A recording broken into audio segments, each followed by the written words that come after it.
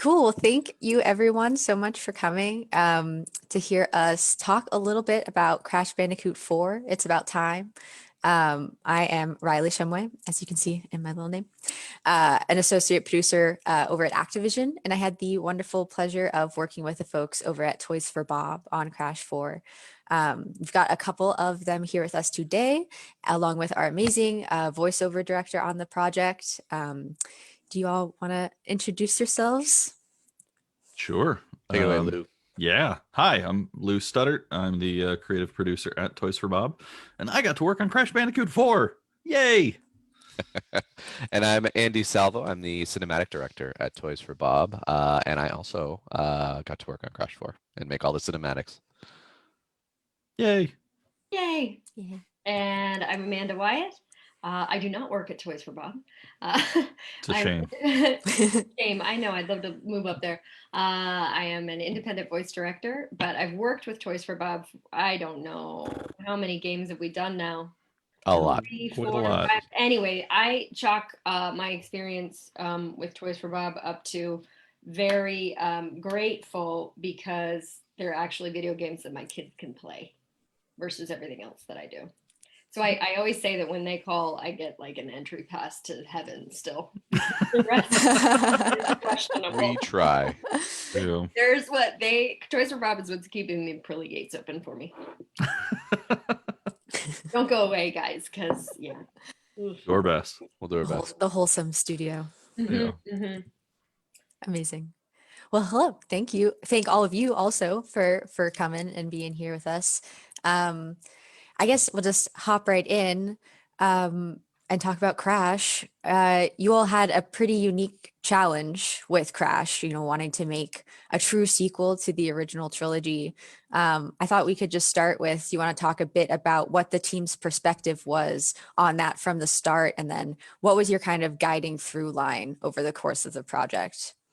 Sure. To your point, it was a really difficult challenge, right? Trying to find where, old and new mix and what that balance was. What was the tipping point? And that went from, visuals to gameplay to voice and narrative. And it was something that, at all levels of the development, we had to kind of take a look at and evaluate. And so what we wanted to do with the game was deliver what we thought would be the great sequel to folks who had just maybe just discovered the original trilogy, or folks who played it 20 odd years ago, and kind of continue with that. And so to continue with that from a gameplay standpoint, and then also narratively, was something we wanted to do, but then we also wanted to bring that unique Toys for Bob spin to it.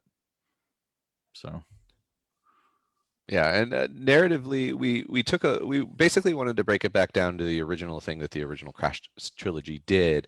Take a look at their influences and what they used for reference, and try to build it back up from those elements. So something that they really leaned hard on was cartoon and the sort of Chuck Jones, Tex Avery style stuff from way back, and then even into Animaniacs, the stuff that was popular in the era of the game. And it was our goal to sort of take a look at those reference points and then expand them from where we are now, with more cartoon motion and just expanding it based off our current point in time in terms of narrative and VO and all those other things that we can do to make those feel new. yeah, it was actually kind of funny going back to the original games, and looking at them. And while you could definitely see those influences, they were obviously beholden to the power of like the PlayStation 1. And so while the character designs may have had that influence, a lot of their cinematics, for instance, or a lot of their storytelling was kind of reserved to the main character sitting there standing looking up at a giant talking head. And so for us, one of the goals, and Andy can speak to it, is trying to get more animation, trying to get more interaction, trying to actually get more physicality into the game and into the story. Yes, and definitely we took a look at the way they told the stories in the original trilogy, and we put a couple lines in the sand of like, okay, we're not going to have a bunch of floating heads talking directly into the camera. we can do better than just single over the shoulder shots of Crash listening to a hologram head. We have elements of that in there, and we kept them for sort of the nostalgia factor. We do have hologram heads, for example, but ours fly around and they interact with each other. It's not static set, shot, reverse shot, over the shoulder, nothing but that. We really wanted to leave room for us to do cartoon antics and humor and visual gags and everything like that.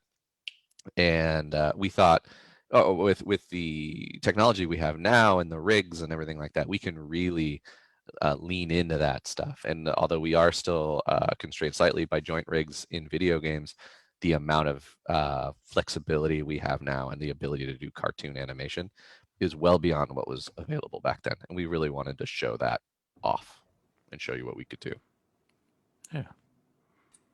Yeah, that's awesome. And I feel like one of the really successful things that you guys did was like you said, like identifying the heart and soul of the original trilogy and really, taking those bits that you felt like what made it so special to so many people back in the day and translating it and kind of giving it your own, Toys for Bob spin and bringing it kind of like to this year.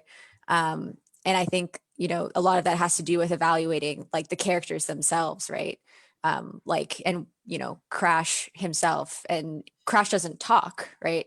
But so many people have so many specific opinions about who he is as a character. Like, how did you go about navigating that and kind of bringing him to life authentically in a way that, served his past, but also kind of give it your own twist? It was so hard. Sure, it was not simple. No, we had many an argument of, how much agency does Crash have? How intelligent is he? Does he, is he really kind of dumb? Is he, actually really, a go-getter? He just, doesn't actually talk, or all these different things, so many different references, so many different things. And I think one of the things that we kind of ended up with is that he's kind of like a golden retriever in the shoes of Bugs Bunny. And then he's very eager, he's very earnest, but he's just, it's just kind of go forward, go ahead. But trying to find that was so much like of a constant conversation, because you'd get someone going, no, he's, got a bit of that Indiana Jones flair of, improvisation. It's like, yeah, but it's kind of coming from a place of, lightness, and it was so difficult. And so we spent so much time looking at the original games, looking at the sequels, looking at just what he could do and what amount of agency. And then we actually had a lot of really hard conversations of, how do you have a character in a sea of characters that can talk still feel like the main character and not feel like his doesn't talk. Yeah, not feel like his own sidekick, and so there was these conversations we had where it's like, well, what if he like pantomimed or made Chewbacca noises and Coco ended up translating or things like that. And thankfully, better minds prevailed. And, Andy was great to point out, what's the problem with pantomiming or Chewbacca voices, Andy? Well, one of the things we always worry about when we make cinematics is how many of them are there, because it's an incredible amount of work. Animation, it's not just on sound, it's on everything. And story and everything always tends to happen a little later than we'd like it to. So it's constantly a crunch to get everything done that we need to get done. And we had over a half hour of cinematics in this game, and that's a good amount, especially at the quality that we were shooting for. But in terms of Crash making Chewbacca noises or pantomiming, you still need to translate all those things. So every shot just doubles in length, because Crash is going to do something with his hands and then Coco's going to translate it. It just extends the time and makes, one of the things that is sure to kill the humor in your shots is if they're just too long and they spend all their time explaining. And that's, I felt like when we talked about this idea, that's where it immediately got to. It was you're writing things for Crash to do and then translations for Coco, and then just blowing out all your timelines through cinematics. Where the reference points for a lot of these things, some of those characters did not talk, and they didn't need to be translated because they were well animated, their goals were clear, and their influences were very clear. So that was what we attempted to do, was make Crash an active part of the cinematics. He tends to react a little bit more than he leads, because he has Coco there to sort of speak in that role. Mhm. But he is definitely an active participant. I would say even more so than a lot of the cinematics in the original trilogy, where he was just sort of listening. Yeah, his expressions do a phenomenal job of just relaying, the intent and what it is he needs to do, or reactions to being scared or nervous. Or I mean, you guys did a phenomenal job with that. And then there's little tiny emotes that we added here and there to kind of plus that up a little bit. But I think I find my son like laughing out loud at him at Crash. So That's the visual definitely the pays goal. dividends. Yeah, yeah. Yeah. And no, the little bits of audio that come in to support Crash's actions and emotions, because a lot of those things we'll write them down if we have a really strong sense of what we want him to do in a scene. But some of those evolve as you get the lines and you hear them for the first, you hear them as they're recorded, but when you get them into the software and you're playing with them and you're playing with timing, you're like, oh, we didn't plan for Crash to have some sort of reaction to this. What do we have that kind of fits? Like, what can the animators come up with that's funny? Do we have audio that supports it? So it becomes this really interesting back and forth after we've recorded most of the audio, where we need to find the things that you can plus the humor and the funny. And that's one of the places I think we were successful on Crash. It was finding those moments. Yeah. I remember, Amanda, I don't know if you want to speak to this, but just like how you got, Crash to do all those different types of sounds. And just, I remember we had so much fun in the booth. Oh, well, yeah, Scott White is amazing. And yeah, well, this is coined by, I don't know if it was you, Andy, or maybe prior team, but a day in the life, a It was 2-minute Matt. day in the Yeah, I life. know. Who was Oh that? yeah, that's Matt. That was Matt's. Matt. I That think was that's Matt. probably Matt. For every Toys for Bob game. Yeah, he's good at that. Nobody leaves the booth without doing 2 minutes of a day in the life of. Yeah. So we'll have, our scripted reactions that we want. And of course we had those for Crash because there wasn't any, verbal narration, but the 2-minute day in a life covers the gamut. And, I just talk them through if Crash is doing yoga, if Crash is doing this, and who knows what that where that'll land with Andy. But I feel like I'm hoping, Andy, that those are They always land grab somewhere. bag that you Oh, go yeah. to of like that'll work and that'll work, especially for a character like Crash. Well, Yeah. especially late in a game, and as we are filling out cinematics, a lot of times our storyboards will have a lot of ideas in them and a lot of humor. But then as you start to animate, you realize you have more space between some of the lines than you realize, and there are more characters in frame that in the board, it was like, oh, somebody roughed in Coco, but she could be doing something, or she, could be making noise. So we end up with these folders all organized as like confusion, disappointment, happy, joy. Some of them are even like, I think, repetitive, but you still find new sounds in them. Mhm. And so we have our own language at the end of every game production where it's like, okay, in this cinematic, we've got Crash reacting to all these things. I want confusion 5, excitement 3, disappointment 1. Like, and that's literally how I had to go back and forth with Andrew and Matt to get those soundscapes the way I like them. And Fill it we'll out. Yeah. splice them together. We do all sorts Yeah. of horrible well, things that because people probably don't want to know about. But yeah, I mean, for all of our projects, we've never gone to mocap for this stuff because we wouldn't. And so then we're working kind of. I mean, I love the process that we do, and that sometimes I don't even see so much as a storyboard from you guys, and you really are letting the voiceover inform what. With help from you, of course, Andy, and painting us a picture, but you're letting the voiceover and the performances from these amazing actors that you guys hire drive what it's gonna eventually look like and be blocked as, and all of that, which is the next best thing to being on a mocap stage and getting all of those natural nuances that you're talking about, Andy, that you just can't in this process. But yeah, I've always been so impressed with your cinematics, guys. I mean, Amanda, I do want to say, I'm a little hurt that you didn't let people know that we did performance capture an actual Bandicoot for this game.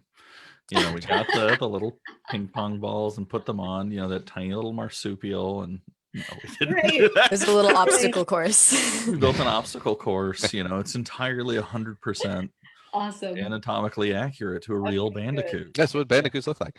At least They wear feel shorts. well represented. At Yes, least. they wear shorts. Overalls, some of them.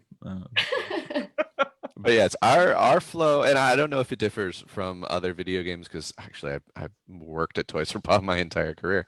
But as we started to develop our cinematic pipeline here, we definitely modeled it after sort of animated film because we know almost all our games are using anthropomorphic characters and things you wouldn't be able to mocap easily. So our flow is sort of, think about how the game is blocked out, write the script plus the script, and then record it and use those, like the recorded performances and the timings to help set your timelines and help do your boards. It would be great if we could do boards before we did recordings, but the timing never really works out that way. And you'd be shocked just what you can find. Like I have a good sense in my head of what I want based off the script when we go into those meetings, and I attend the voice recording sessions and like, yeah, okay, like that, but more like this. I mean, Amanda knocks it out of the park 99% of the time, but there's some weird stuff that like I came up with or a writer came up with that no one should know why we decided to do things that way. And so having us in there to kind of explain the backstory between some of the weirder things in the game is always kind of helpful. But yeah, and those are just, it's a wonderful way to start a cinematic when you can like lay out all your audio and listen to it because you can see it in your head. You have the script, you have the ideas already. And it lets you kind of create and improvise as you go through because you'll find little things that can plus it that you didn't think of before you heard the performance. Yeah, I remember being able, once we got the recordings, to be able to lay out scenes. And we were listening to the Tana introduction scene, and finding the right humor timing there and the awkward pause length and all that. And so you could hear it, and it was like listening to an amazing radio play before we had a single frame. And it was super helpful. And on Crash 4, we attempted to be a little bit more naturalistic with the speaking. People like to talk over each other a little bit. There's just a little bit more sort of natural quality, whereas some of our Skylanders games were a lot more like, guy says something, wait, guy says something. So that was really fun, and the capacity for Crash and Coco to be awkward and sort of have comedic timing really pushed us in animation and in just editorial of getting those things put together in a way that was funny. Well, that might be a good segue then into our next topic, because Crash isn't alone here. Has a full cast of supporting characters, and as you mentioned, like given that he doesn't talk, there's got to be some other people talking too. He can't do it alone. So I have Coco, Andy, like you just mentioned. I know that it was something that was really important to you guys at Toys for Bob to make sure that she had kind of a bigger role in the story, and that Crash and Coco kind of felt more like partners. Where did that desire come from, and how did you kind of go about trying to make that a reality? Yeah, I mean, early on, we saw the amazing work that our friends at Vicarious Visions did with the Crash Insane trilogy, where they allowed you to play as either Crash or Coco through the adventure. It was something that came in later sequels that they then kind of brought into the fold. And when we started thinking about how we wanted to introduce that, the way that was handled, obviously through it being a reverent remake, was it was kind of like the character just swapped out, and again, they weren't really active participants. And so for us, we kind of took almost the idea of like a JRPG, right, where it's like whoever you're playing as, Final Fantasy, you're actually exactly, it's Final Fantasy, it's a party, right? And so you're actually always playing as an avatar representing a group. And so what we wanted to do was, yes, you can play as either one at any time, But when you get to the scene, we're not choosing, oh, it's, a cinematic with Crash, even though you played as Coco, or it's a cinematic only with Coco and Crash isn't there, because they have such different acting styles and information that they can provide. And so we made this decision that, we want all of them there. We want them both there. They're actually traveling as a unit. They're traveling as, a brother and sister pair. And so we actually, from the very beginning, made that call of we want them to be on equal footing. She is, equal heading in the story. She's in all of the scenes that he is. And depending on kind of the game you want to play, maybe she's the star and Crash is the sidekick, or Crash is the star and she's there to help be a sounding board. And so, we made that decision very early on that there would be no kind of concessions to her as a character. She was not a lesser than. Yeah. Yes. Well, one thing I noticed too, guys, when I started reading through the scripts is that she, like you said, was as present as he was, but for as zany as Crash can be, and goofy and silly and all of that, the description of Bugs Bunny is great. She doesn't she didn't like admonish him at any point in time, and that's something that really people kind of fall into and start to, well, then she's got to be the bossy one if she's the and she's not. It was just equal footing all the way through the game for them, and it was well done. Yeah, she's not above rolling her eyes at him for sure. No, but that was about it. It was sisterly, brotherly kind of, little tiny jabs, but not you're a buffoon, I'm gonna do it better than you or anything like that. It was just really well done. And that was definitely our goal, was to put them on equal footing. And it's difficult when Coco can talk, because it does leave her with sort of an expositional weight to carry that Crash can't exactly do. But that was a very tight line that we walked. We wanted to make sure she had time to sort of still be, supportive of the way that Crash is, and be silly herself. And she also, I think, carries a bit more of the emotional core of the story than Crash does, because she is more just with it in general. And she and Tana had more of the sort of story arc along as things went. But she was a lot of fun to work with, and definitely difficult for us to do. She was probably the one we had the most trouble nailing down in scenes, just because she had to carry so much water in different areas. But she was a lot of fun, and Eden did a really wonderful job with her voice. I loved her performances. She really jumped out when we heard her voice.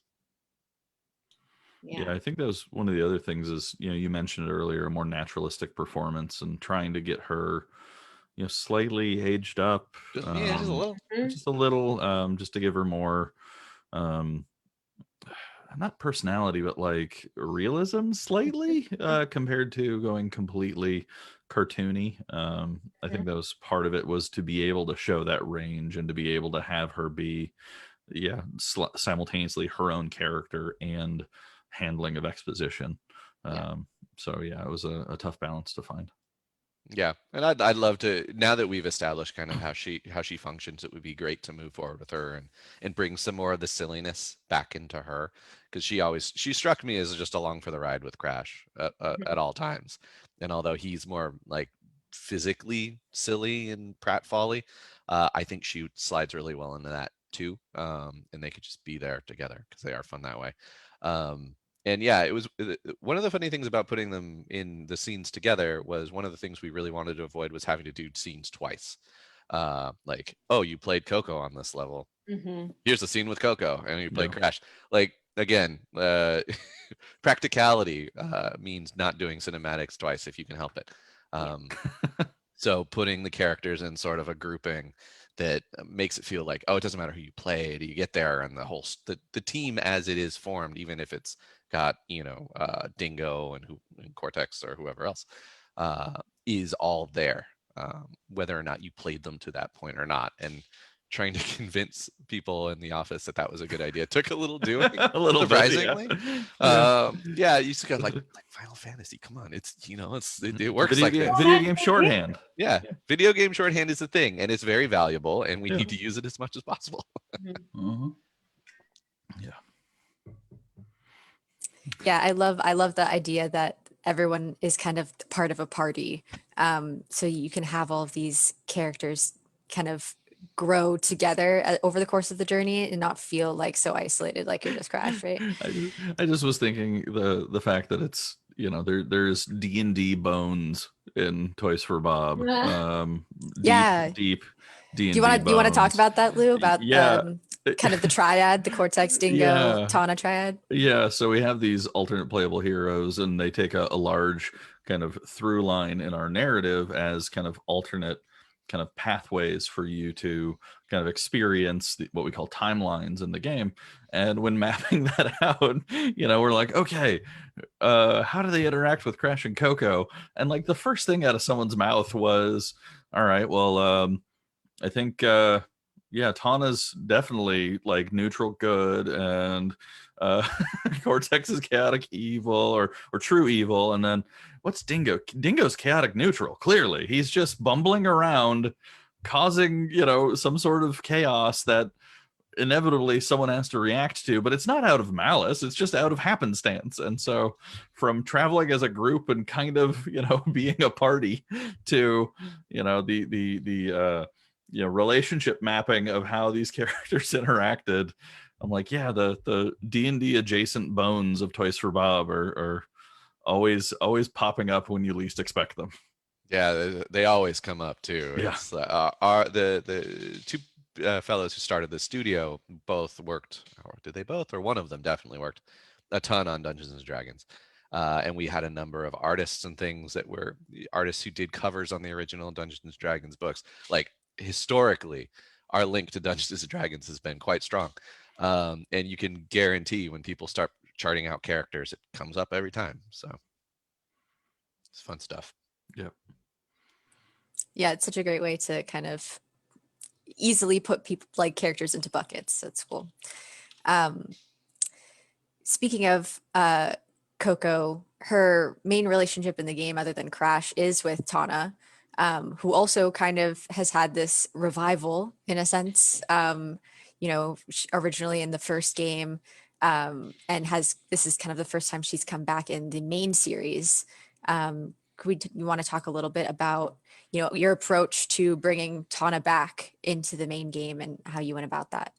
Sure. You know, one of the things that was interesting about Tana is, to your point, she remains a known character throughout the series, and yet really was only in the first game. You know, she was sadly like the literal trophy or damsel in distress that was constantly being rescued throughout the course of Crash 1. But then in Crash 2 and Crash Warped, she kind of just evaporates. There's some, you know, references to her like being a picture on Crash's mantelpiece, but she just kind of goes off on her own.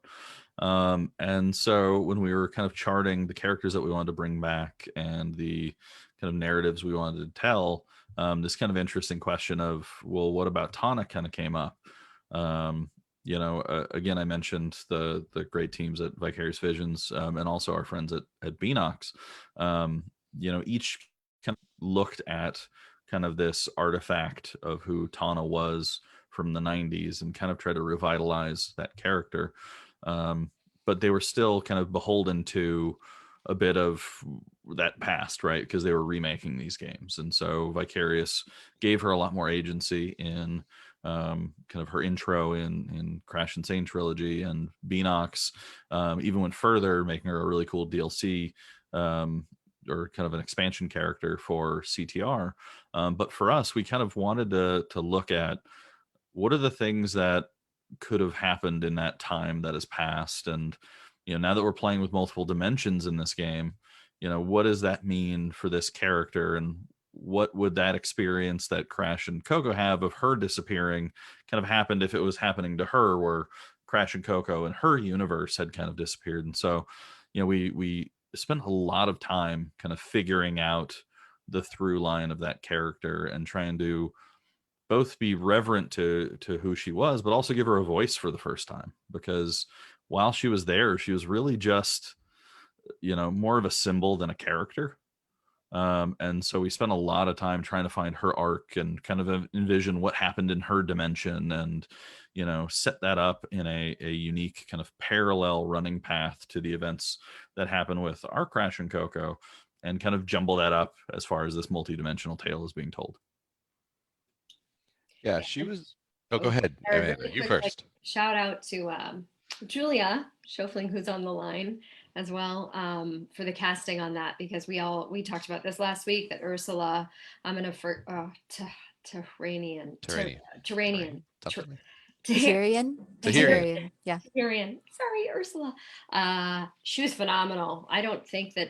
I mean, I always get nervous when people come in that don't have a ton of video game credits or that I haven't worked with before. And man, she was so excited, and I think her fresh perspective on everything was just great. So thank you, Julia, for such an amazing cast. That's all. Yay, Julia! Julia! Yay, Ursula!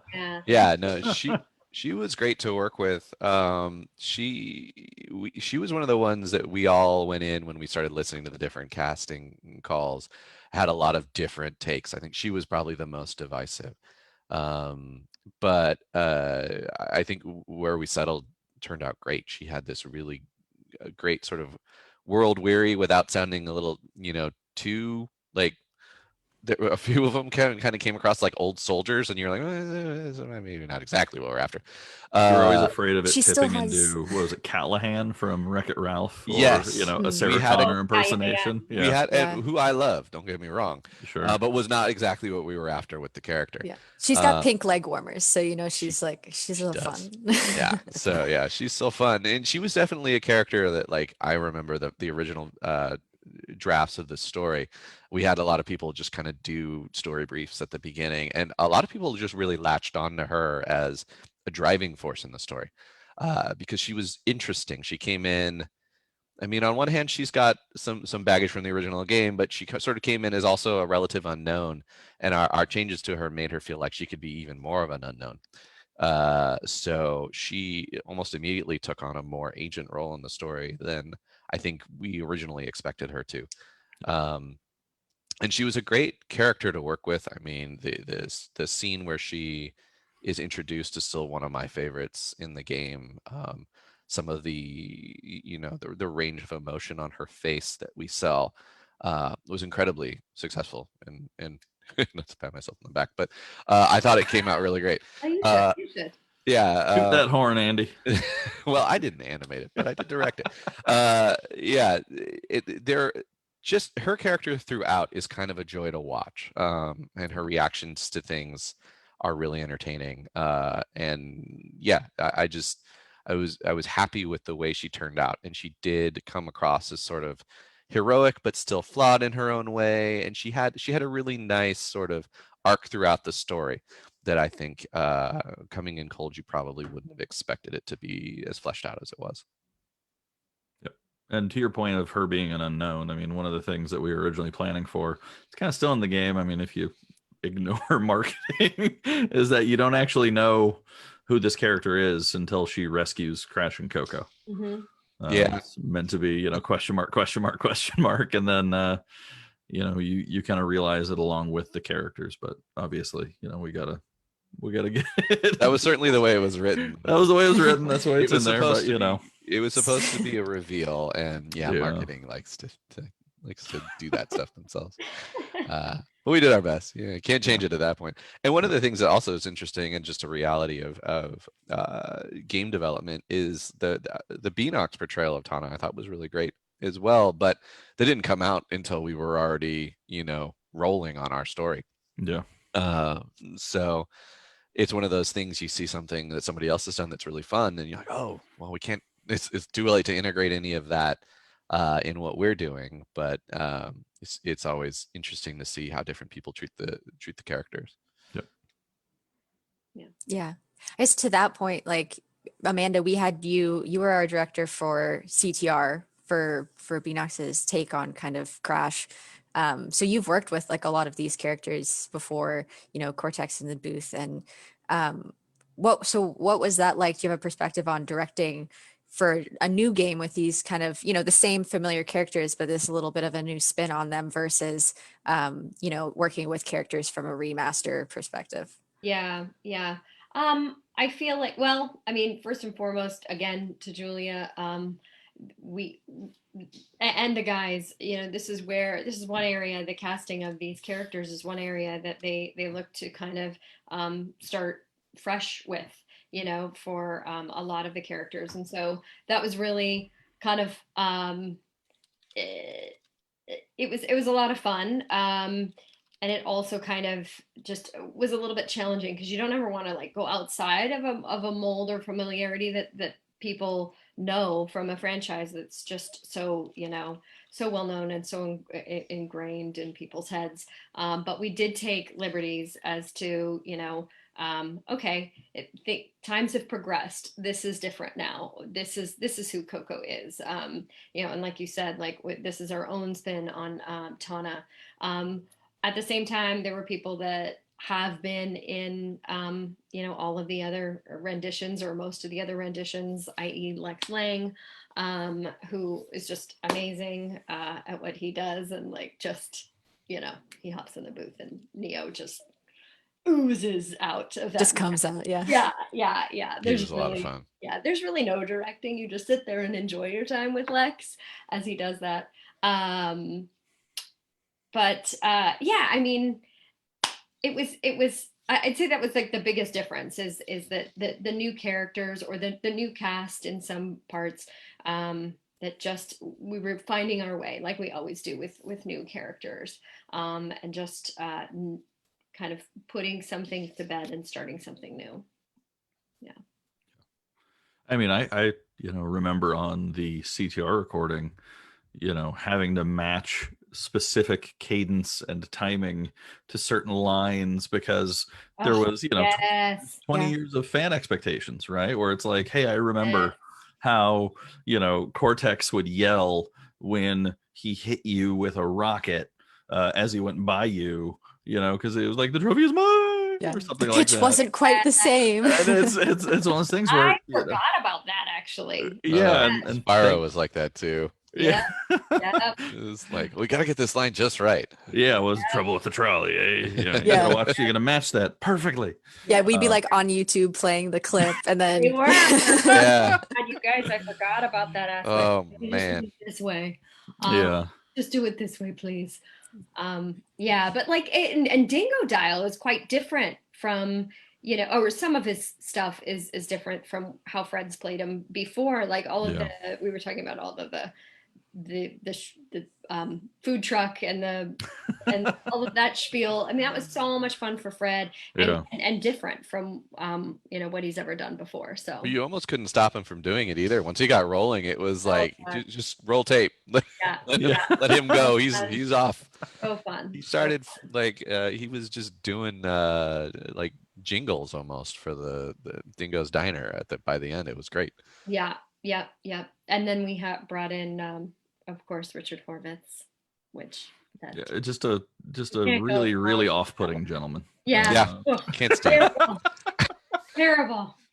No, it was really nice when Interesting for me though, because Richard has a very, you know, distinct timbre of voice, sure. and so to be directing him in something other than Skylanders, Yeah. just like my head I had to like not even look at him, and not because when I've got, you know, Lou sitting next to me and Andy, I'm just thinking I'm doing Skylanders again. Doom. And then Yeah, we wrote the word doom for his character in this game, and he switched back to chaos and like, Yeah. oh, did we do that on purpose? No. I I wasn't thinking about it. Yeah. And he just screams doom in the chaos timber. But yeah, like That's so funny. I started the cinematics team at Toys for Bob on Giants, I believe it was. We were kind of just unofficially did them before then, and I was still working on them. But Chaos is like the start of my cinematics career. So like I've been animating him forever, and just having him back was really great. And just he's so much fun like to work with, and his voice is so entertaining. It was nice to have him on the side of good this time. Yeah, You know, as deliciously evil as he usually is. right. Right. was really kind of a refreshing change of pace Right. for him to be on the side of positivity and to have that kind of unique neuroses of the character, Mhm. which kind of married well with just how fast Richard can talk and process thought Yeah. and emotion, and it just paired so wonderfully just to see him like rapid fire these lines and thoughts, and then to have Andy and the Cinemax team like just contort that face into Mhm. so many. It was just so great to pair up together. Yeah. And you're right to bring up that, like, not having those constraints, Riley, from a remaster is just gold, because we were allowed to just let them play, get them in the booth and let them do their thing and let them bring these characters to life. I thought JP Carliak was amazing as Entropy as JP was well. great. I mean, JP's a very, very dear friend of mine, and it's funny that when I watch the cinematics, that's him. Sorry. That's how he always is. The facial He's that expression, evil? I would know. He's very lovely. I don't mean that, JP. But no, it's weird. That's the one character for me where I look at it and I go, you would think that we mocap faced that one, because it's quite, I don't know, it's just expressions are so well animated to the voice print that JP gave you for Entropy. So that was, He's wonderfully clear at the way, and the way he can get his voice to just drip with sort of disdain Mhm. was so wonderful. I remember, well, as we were working with his voice, he was talking out of a hologram head in one of my favorite scenes, and the effect they were putting on his voice was pulling some of that wonderful, just like sarcasm and Yeah. cynicism, just disdain, as really there's no better term for it, Yeah. out of his voice. And it was like, no, we need to scale this effect back, because you need to hear every little bit of that Mhm. that dislike he has. And it was really exciting. He was just great to work with. Like, his timing is so unique and fun that it gives the animators a ton of room to just play and create, Mhm. and just come up with the best looking motion they can get to go along with that Yeah. great voice. Yeah. And then Entropy, the female Entropy was another one where it was, Yes. Yeah. Yeah.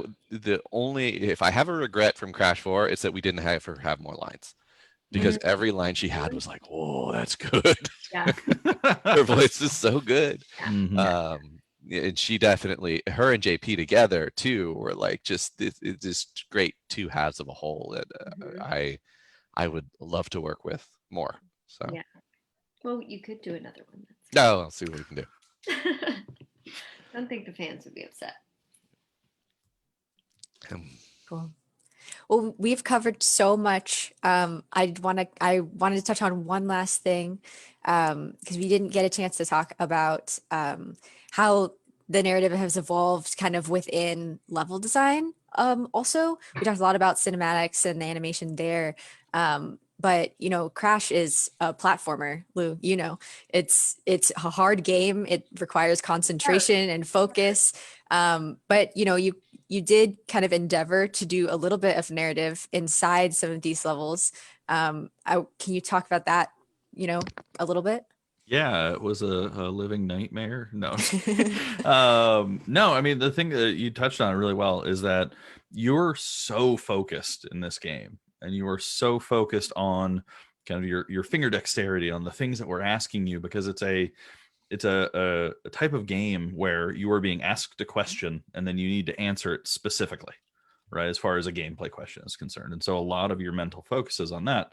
And so when we started kind of building the game, one of the things that we wanted to do was try and get more environmental storytelling in there, try and have a clearer journey for the player of, hey, there is my destination, I'm going to get there, and then maybe the next level actually picks off from where that destination was, which doesn't sound very revolutionary, but for a Crash game it was always, and for platformers in general, it was kind of like a shotgun of art themes and different things along the way. And so for us to try and smooth that out and tell some story with it was actually a challenge within the framework of a Crash Bandicoot game. So then on top of that, the question comes, okay, well, can you do voiceover in a level? Because traditionally there's no NPCs It's not like you're walking around a level and talking to someone over there, or a buddy is yelling at you words of encouragement.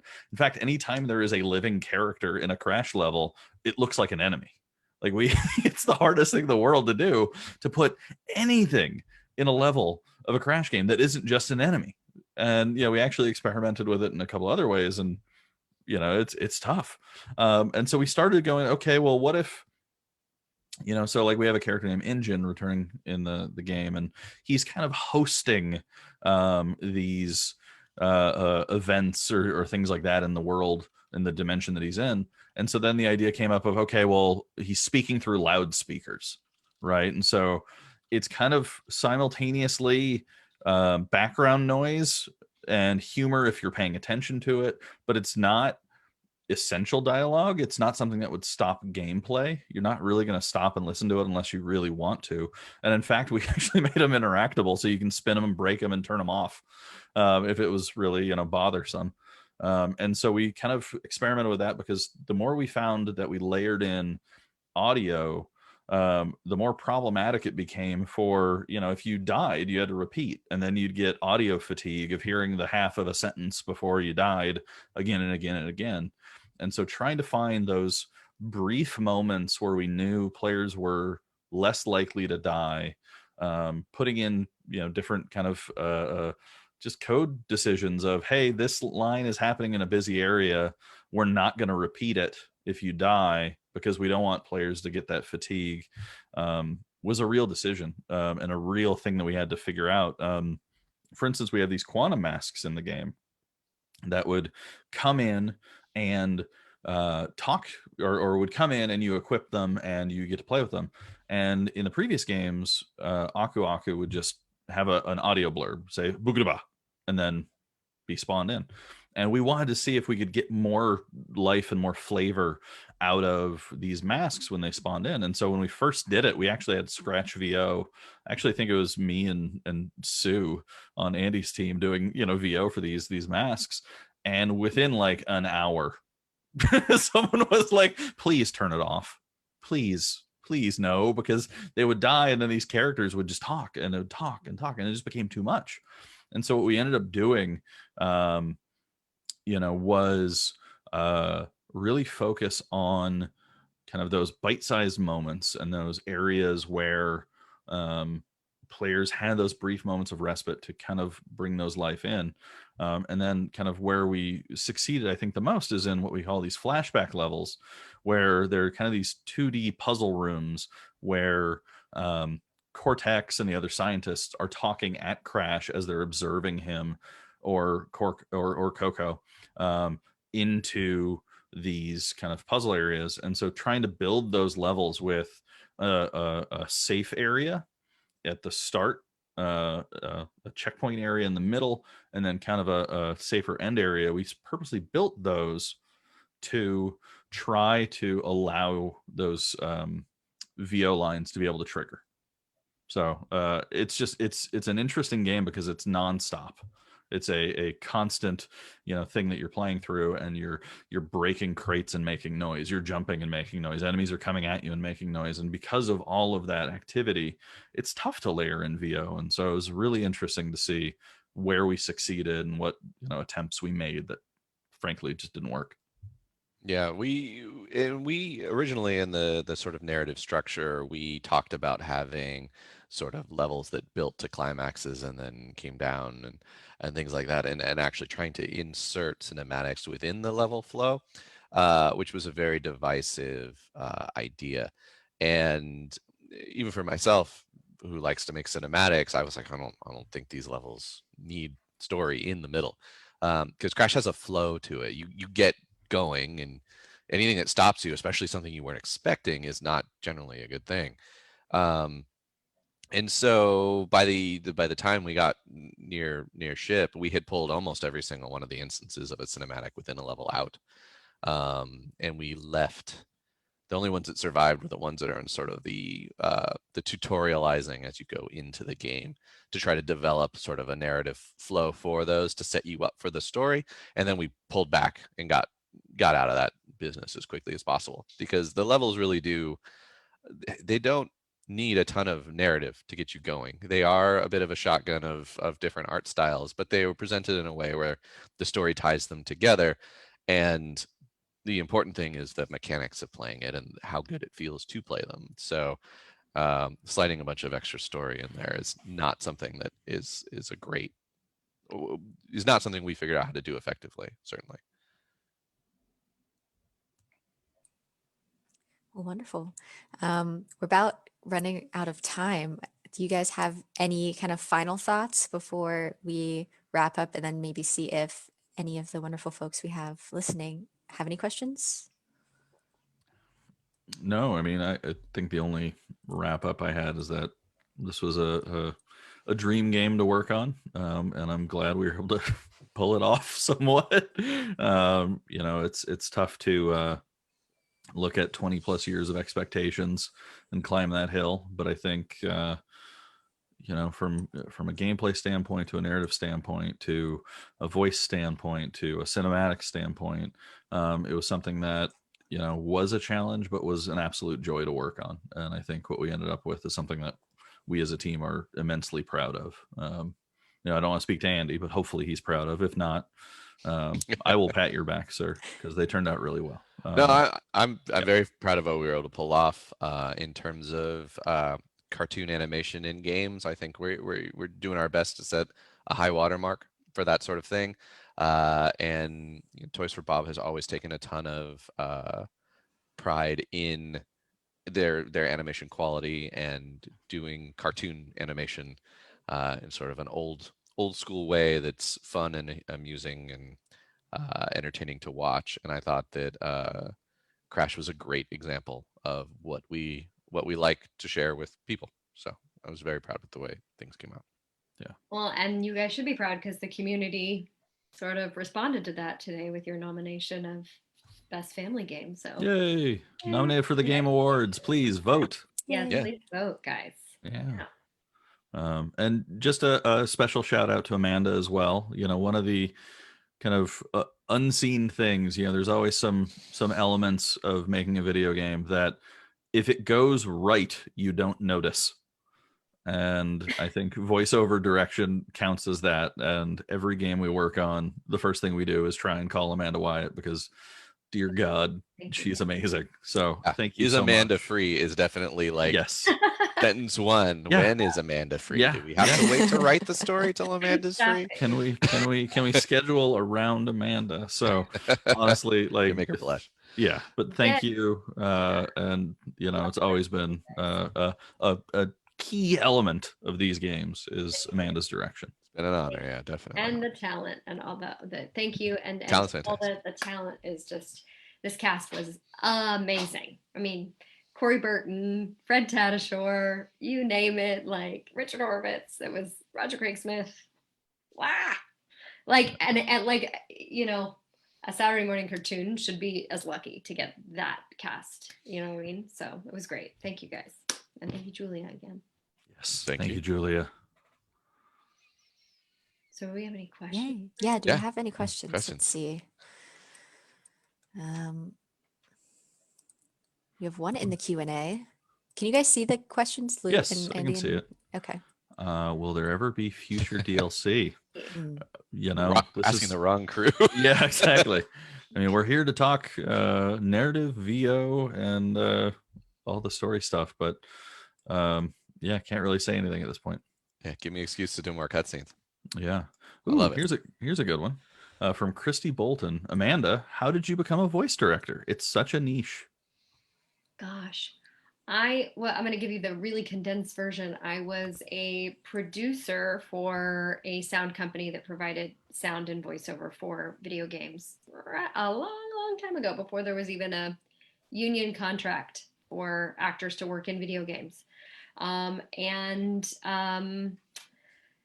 I just, watched the industry grow and the need grow. I was able to mentor underneath and watch a phenomenal voice director who I owe my life to, named Chris Zimmerman, and Chris Zimmerman and Gordon Hunt, and just kind of experience this niche firsthand as a producer.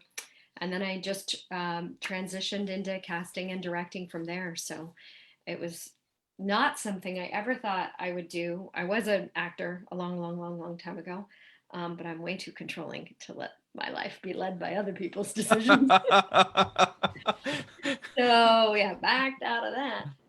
But yeah, it's really fun, and directing for video games, I think what's eye-opening to other directors who come in to want to play in this space is that it's very producerial in nature.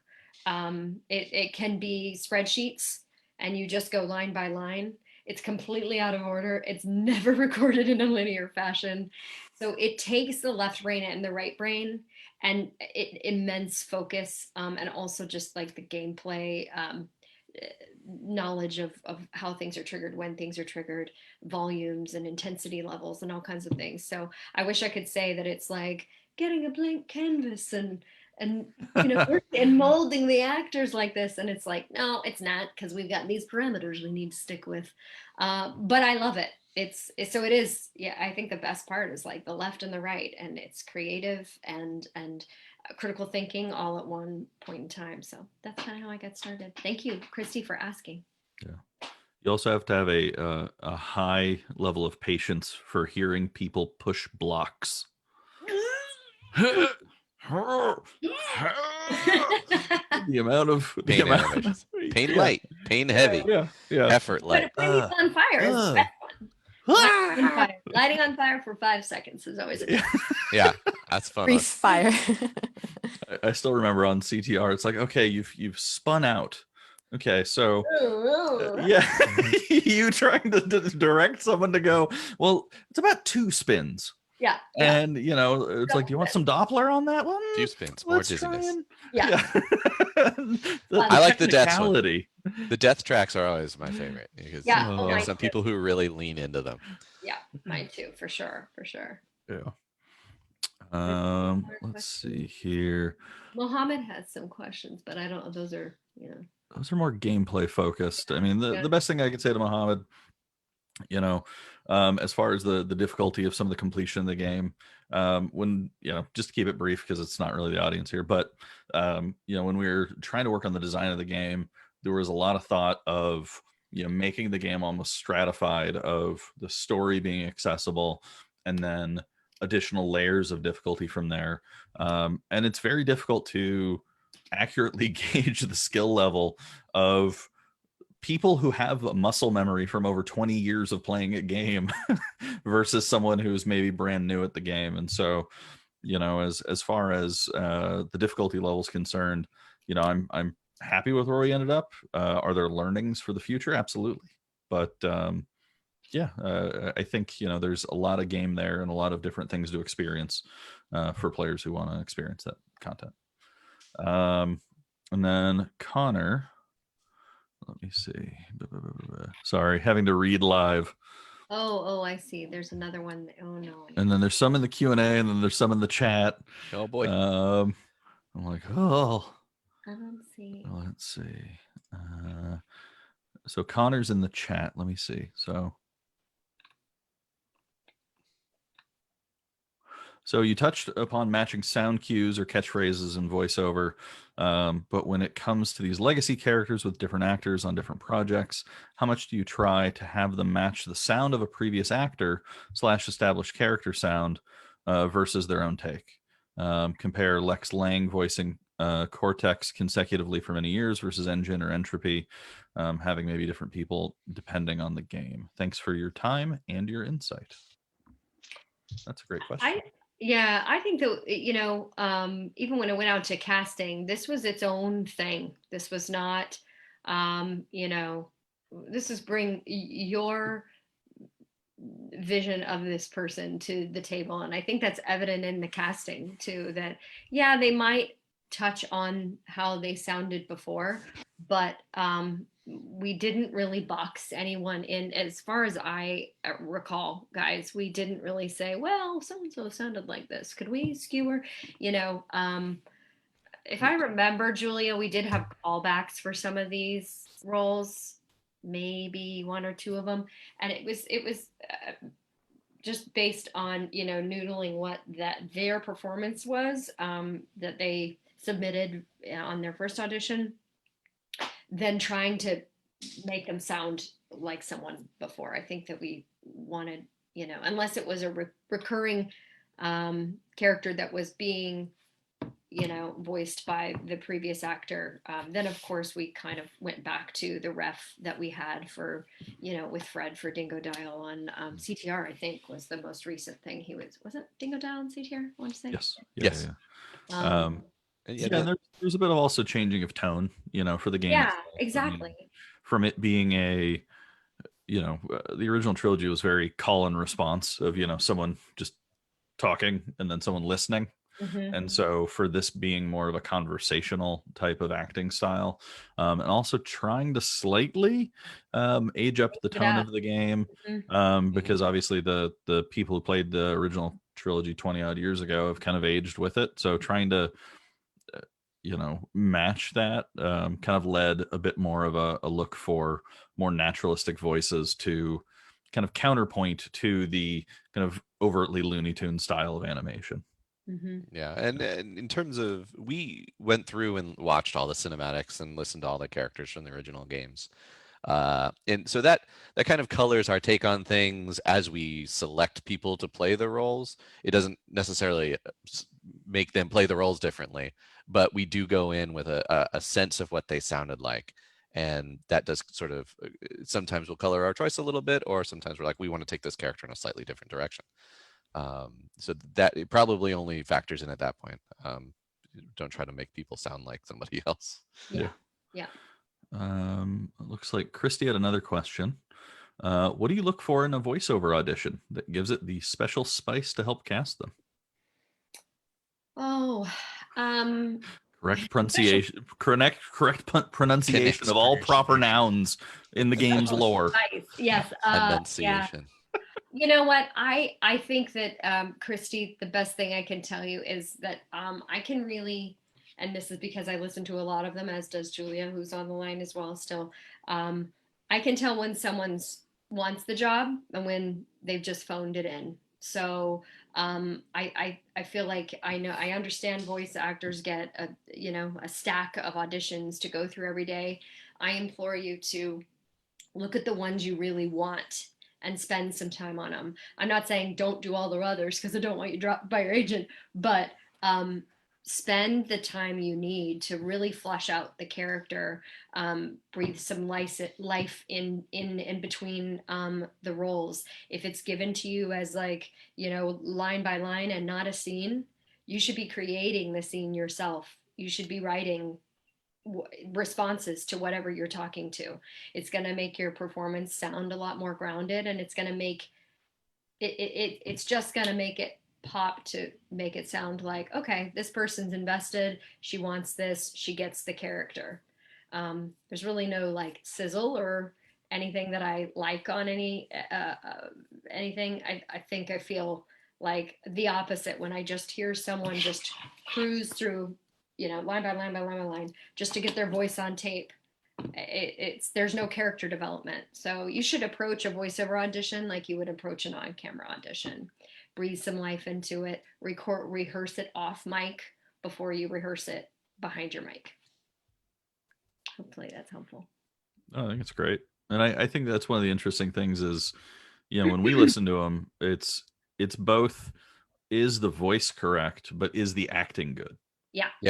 It's not just the one, because Amanda's phenomenal at trying to tweak voice print and the sound, but if you're not a great actor for the part and delivering a literal performance, then for us it's like we're not gonna take that leap. Yeah, a lot of actors don't understand that, even though I may know you and go, oh, I don't like those choices. Why'd they do that? Well, I can do that in the booth with them. That's fine. The voice print's good. Well, that requires an extra piece of me going, all right, Lou, so-and-so, I really love them. I don't like any of these choices, but just listen to their voice because it's good and I can direct them this way. We want to get a 10 out of 10. We don't want to get a 7 out of 10. And yeah, because these guys will listen, you'll go off and you'll make another game, and 2 or 3 years from now, you'll contact me again. So it isn't something you guys do every day, listen to Yeah. voiceover auditions, Mhm. to have the confidence in like, well, I'm sure I can get them there. And so that's why spending the time is ideal. I think it's not just about voice print like it can be for promos or commercials. Mhm. Yeah, and from an animation perspective, we are listening very hard. I go into the listening to the casting calls with my other senior animator, and we're both entirely focused on how are we going to animate this acting. And so if there's no acting there, that's not, it's almost immediately like no, we need, Yep. like, we build our performances based off the choices the actors are making in a lot of cases. And so to me, understanding the situation that you're in, we like I forget who it was now, but there was one voice actress we worked with a while ago, and she always understood that, like, oh, I'm on the back of a flying bird, so, and the Gary camera's Walgren. Gary Walgren, exactly. Gary Walgren, She yeah. knew every single scene she was in. She played the, like, oh, the camera's following me on a flying object, I should be yelling this line. And it was shocking because she didn't have storyboards for a lot of those things. I mean, there were liner notes on the script, but she correctly interpreted every, like, physical space she was going to be in her performances, and it made it so much better to work with. Yeah, yeah. There's just so Well, and many that's good why I decisions. mentioned like build it out for yourself, because a lot of times on audition sites, we have to keep things a little bit on the DL. At the time of audition, we don't Vague or send out clandestine. it's very vague. And I'm constantly apologizing for how vague it is, but it doesn't have to be vague. You just make your own choice. And if you make a choice, if you say, oh, this would really be interesting if I do this on a horse. Great. Okay. If you do it successfully on a horse, Andy may ride a horse in the damn scene. Yeah, we'll put a horse in. It will put a horse. Somebody rig me a horse. It's like, No, we're gonna performance capture a horse. Oh, Lou, no. recap a horse for sure. Yeah. Work from home PCAP of horses. Got it. Yeah. Anyway, I can go on and on about this. Oh, that's great. All right, so I think we're getting pretty close on time. There's 2 last questions from Mohammed. I think I can briefly answer those, and I think we'll wrap it up from there. Does that sound good? Yeah. All right. So at the end of the game, we made an early version of Cortex from 1996. Were there ever any plans to give him a unique voice reminiscent of Brendan O'Brien or Clancy Brown's performances? So we actually talked a little bit about this very, very briefly before wanting to just continue the through line of Lex. It was actually kind of a challenge for us as we set this up of someone going back to a time period that you've already seen in other games. It wasn't like we were going back to him as a kid, and so we could create a visual signifier that changed him, nor did we want to change the one that you see for the majority of the game away from the original. So it was actually pretty difficult. And so what it actually came down to, I think, Andy, we were talking about this, is that it was largely in direction. It was largely in kind of the experience that the characters have had prior to when we see them. Yeah. The Cortex that you play throughout the game has basically lived 2 lives. He lived up to the point where he got banished to the past as a baby, and then he aged up in the past to where he was before he escaped. That's actually one of the little bits of trivia. The rock in the background that has the hash marks on it is representative of the number of times that they've tried to get back to the future, not the number of years they were there, because obviously they're not 22 or 24. Yep. Which is But always it matches the like, number of years since the last. Yeah, it's maybe one step too complicated. We thought we were really clever. So yeah, so it's the experiences that those Cortexes, because they are exactly the same model, but we have animated them and presented them in different ways. The past Cortex, the one from the original trilogy, is still, I mean, it's before the original trilogy even kicked off. He's excited, he's enthusiastic, he's not cynical at all, he's ready to go, he's excited about making Crash. And the present day, the Cortex that you've played, is, he knows everything's going to go wrong. He's cynical about the future. He's depressed. Like, there are a lot of things about his experience that weigh down on him, and we've animated them in different ways, and they treat each other in very different ways to really highlight those differences. The scene you see where they both run into each other is a really good example of that. Just the bounciness that the past Cortex has and the sort of world weariness that present Cortex has was really that we knew going in that these characters were going to look exactly the same, so we knew we had to play that up, both in The vocal Spider-Man performance. pointing at Spider-Man. Yeah, we did have a quick frame of Spider-Man pointing at Spider-Man. We knew we needed to play that up in animation, and so we definitely leaned in hard to doing that, to try to separate those two characters, even though they are the same person, as two people who have lived different lives, or an extended life. I guess the older you get, the more cynical you get, and present day Cortex is pretty old. Yeah. And then last question, lore question: do we know official heights and ages of the characters? I feel like heights. Oh no. Yeah. Scale is the worst thing in video games. Yeah.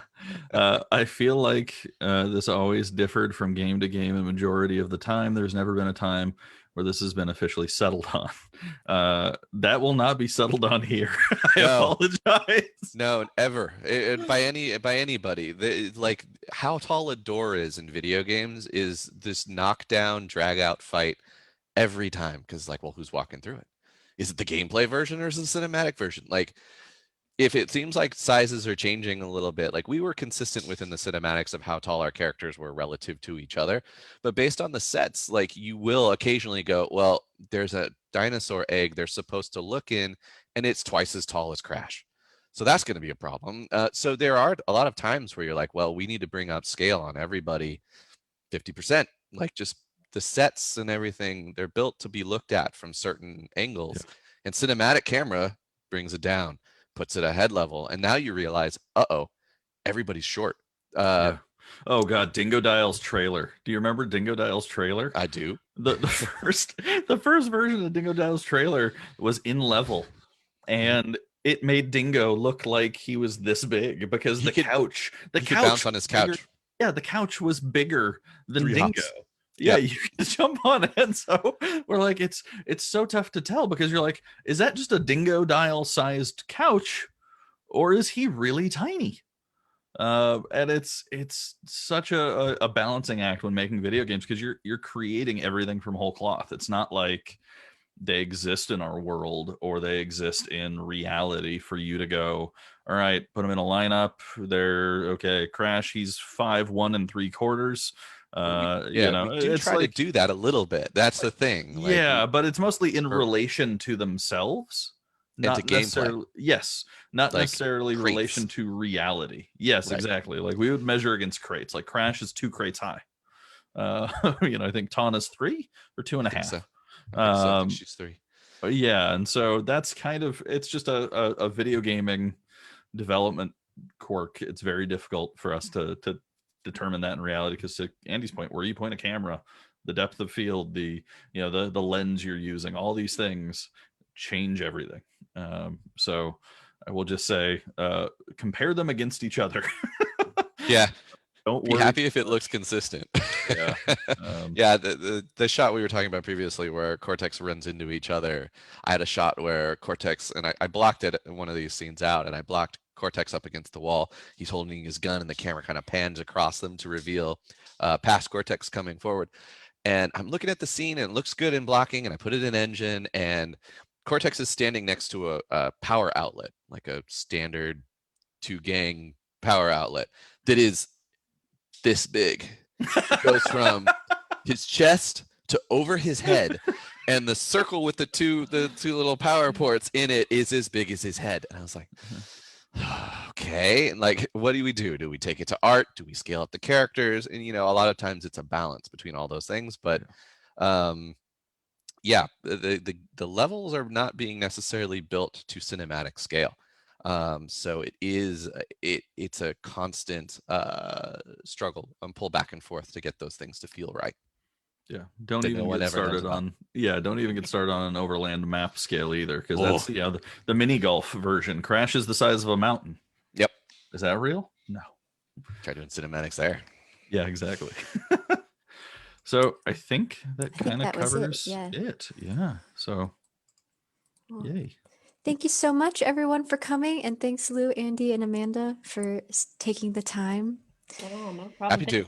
Thank you, Riley, for Yeah, thank you for hosting. Yeah. Riley. Thanks for driving. hosting, coming up with all these phenomenal questions and talking points. Yeah, And this has been corralling us. lovely. know it's- I Stop know it's- talking. I know Yeah, it was you like gotta slow us down, herding man. cats. We'll be here until 3 just talking.